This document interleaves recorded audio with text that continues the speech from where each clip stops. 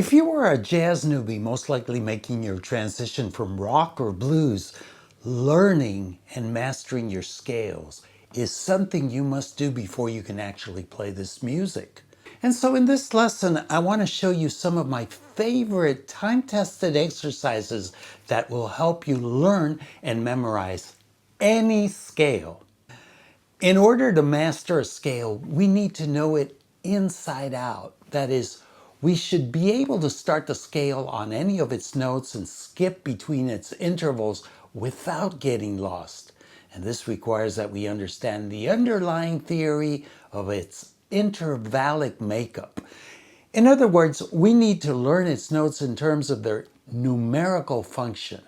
And that's because when we improvise, if we want to play in here, for example, the third or seventh of a scale, we'll know exactly where it is located. However, this is a serious problem if you rely solely on tablature to learn.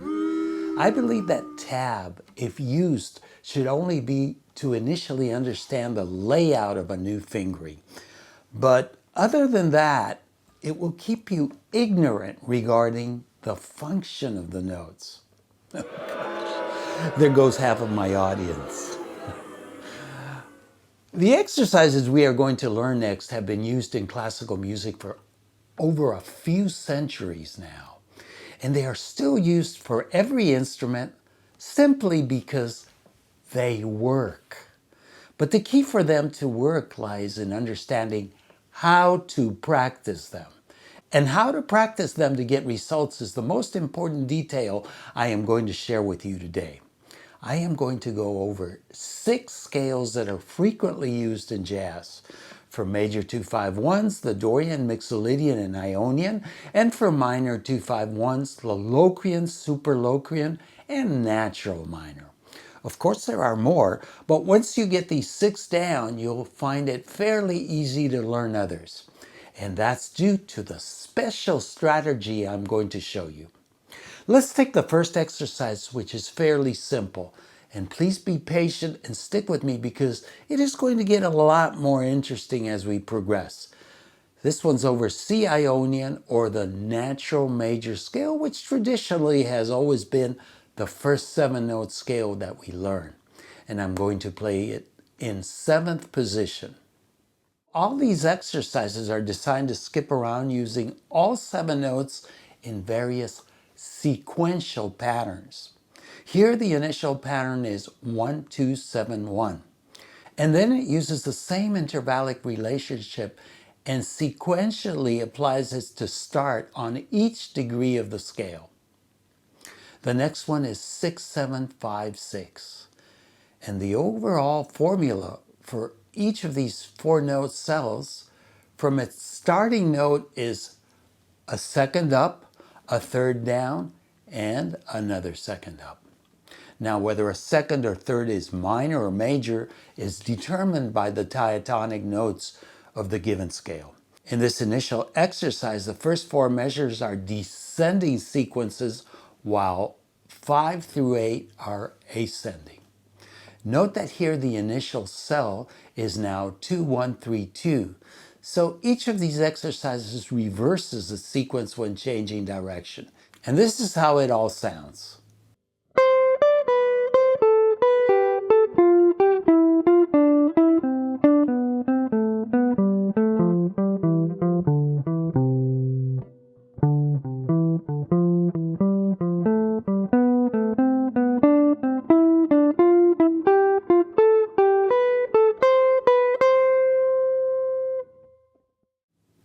If you ever studied piano, violin, or a wind instrument, I'm sure these exercises will sound familiar. The one I played is fairly easy, but I have selected 7 of these for each of the modes, and they gradually increase in difficulty. Here is a more challenging one. The intervallic formula for the sequence this time is second up, a fourth down, and then a fourth up. 3, 4.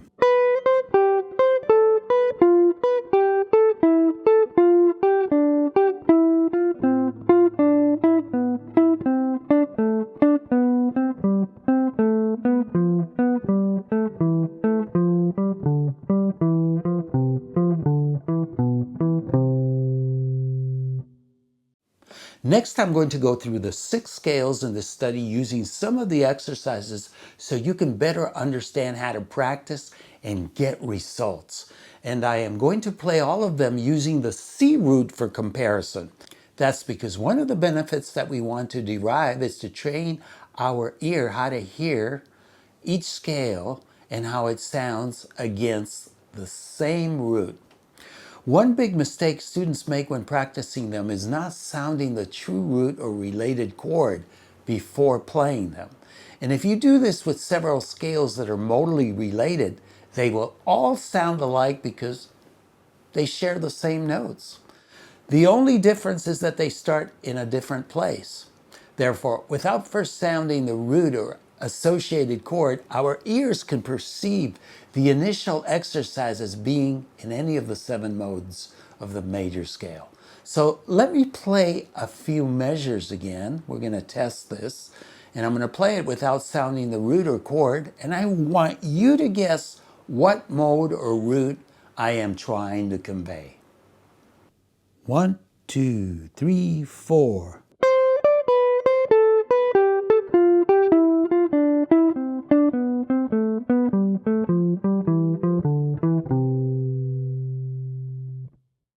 It is impossible for you to know, but I was actually hearing it myself in D Dorian.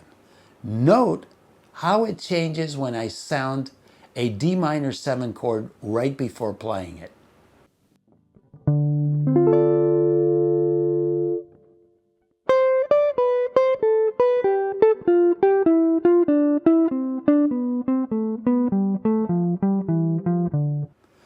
But we want to perceive it as a C Ionian, so we need to sound a C major 7 or C root before playing it.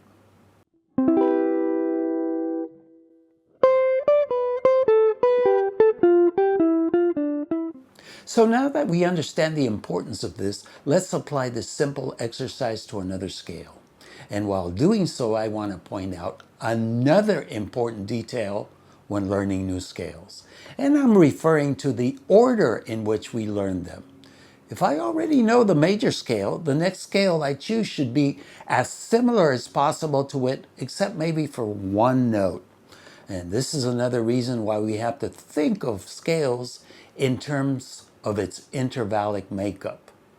For instance, we know that the major scale consists of 1, 2, 3, 4, 5, 6, 7. So as a second scale, we could learn a melodic minor in which everything is the same except that the third is a flatted third. Or we could learn the Mixolydian, which is basically a major scale with a flatted 7. And I suggest we go with the latter because the Ionian and Mixolydian work together as tonic and dominant in harmony. And from here on, I'm just going to play the descending portion of each scale because I mainly want you to understand the procedure to then be able to practice them. 1, 2, 3, 4.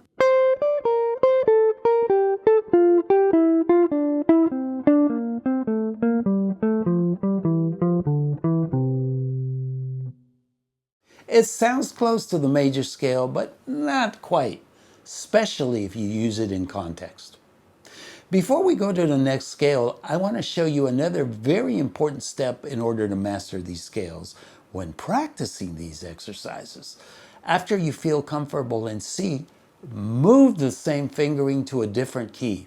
For example, go to the key of A and play the exercise by reading only the intervals.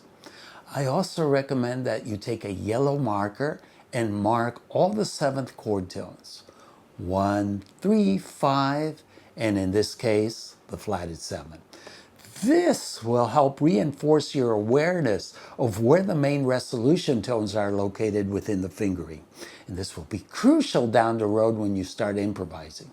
So once you've done this, you can practice playing only the marked notes in the exercise. Furthermore, also try playing the entire exercise, starting in the middle or different places. Don't always start at the beginning. This will further ingrain where each scale tone is located independent of having to start each time at the beginning of the exercise, either on the first string or sixth string. This is what I meant at the beginning when I said, in order to master a scale, we need to know it inside out. When you can do this comfortably, you are ready to move on.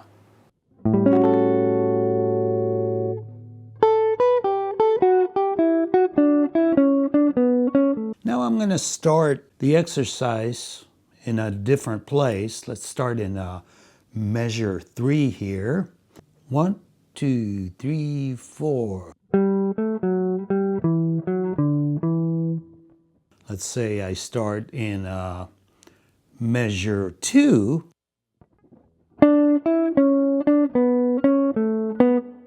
If I start in measure 4. So next, using the Mixolydian as our base, let's pick a third scale to learn which differs in one note. And that could be the Dorian, which is identical, but in addition to the flat 7, it has a flat 3. Let's try a different exercise for this one. And if you're wondering how you can get all these exercises, you can download a 38-page PDF with the 7 exercises for each of the modes from jazzguitar.richiezelland.com/premium, and I am placing a direct link in the info section below. 1, 2, 3, 4.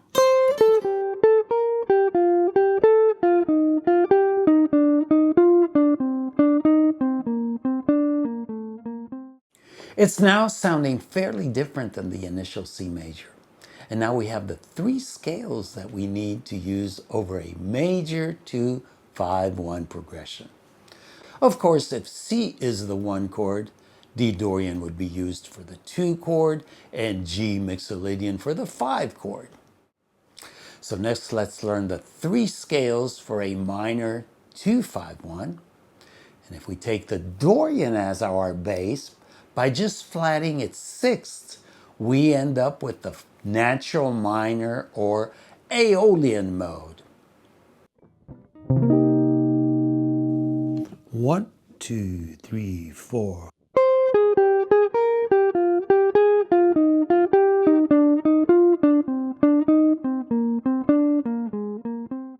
Wow, that sounds so similar to the Dorian.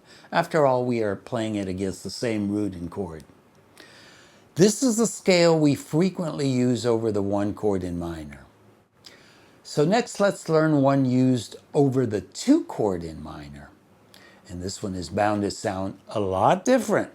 So using the natural minor as our starting point, we are going to flat the 2 and the 5. So having to change 2 notes now makes it a little harder. 3, 4.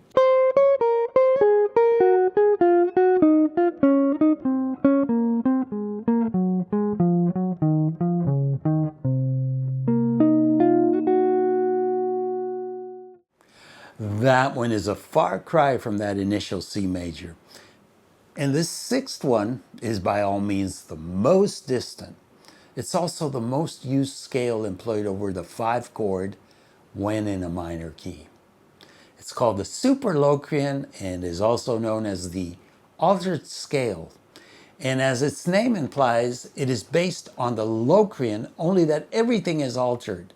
So now we have the root, a flatted 2, a sharp 2, a 3, a sharp 4, a flatted 6, and a flatted 7. Because we have a flat 2 and a sharp 2, there is no 5. Basically, the flatted 6 is an enharmonic with a sharp 5. So call it what you want right now, but that's normally how we look at it. 3, 4.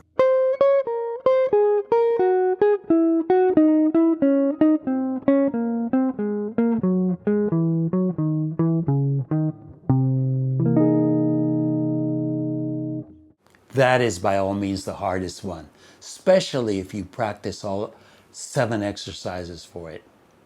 But if you download the 38-page PDF with 7 exercises for each of the modes, included are also band-in-a-box files with all of them. If you don't have band-in-a-box, MIDI files are included that you can open up in Guitar Pro or the free app MuseScore.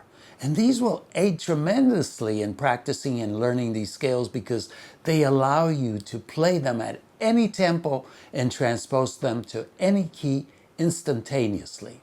And they are available for a very nominal contribution from jazzguitar.richiezellen.com/premium. The great thing about these exercises is that they are cyclical. Therefore, you don't have to start them at the beginning each time.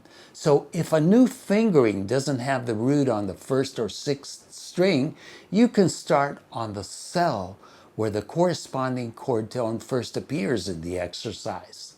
So let's play the first exercise in a different position, which requires a different fingering.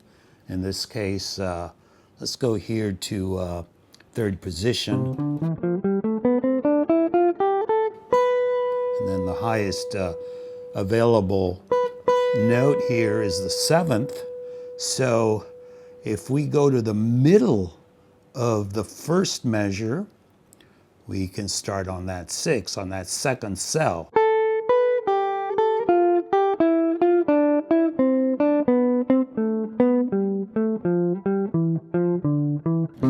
And then we keep going, go back to the beginning.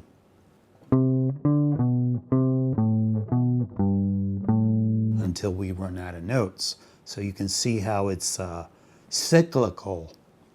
Let's try a different one. Let's go up here to 10th position, and we're using this fingering. So here the highest available note is the 3rd. So what we could do is start on the very last measure here, the 4th measure, and we're going to keep going around until we reach the final string and we run out of notes. So it would be